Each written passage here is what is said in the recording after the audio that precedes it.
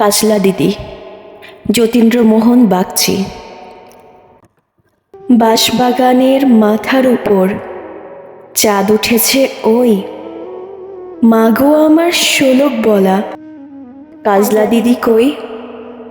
পুকুর ধারে লেবুর তলে থোকায় থোকায় জোনাক জলে, ফুলের গন্ধে ঘুম আসে না, একলা জেগে রই। মাগো আমার কোলের কাছে কাজলা দিদি কই।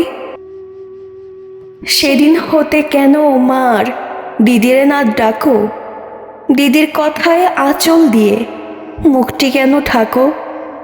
খাবার খেতে আসি যখন দিদি বলে ডাকি তখন, ও ঘর থেকে কেন মার দিদি আসে নাকো। আমি ডাকি তুমি কেন চুপটি করে থাকো। বলো মা দিদি কোথায় গেছে, আসবে আবার কবে।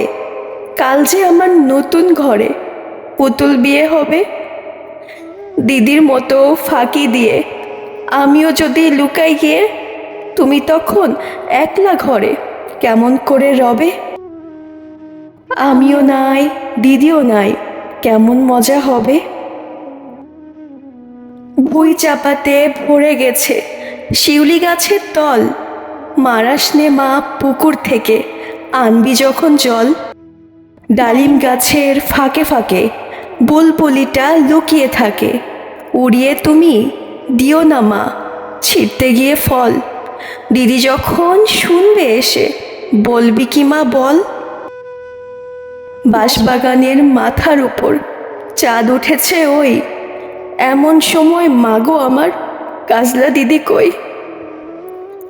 লেবুর তলে পুকুর পাড়ে ঝিঝি ডাকে ঝোপে ঝাড়ে, ফুলের গন্ধে ঘুম আসে না, তাই তো জেগে রই।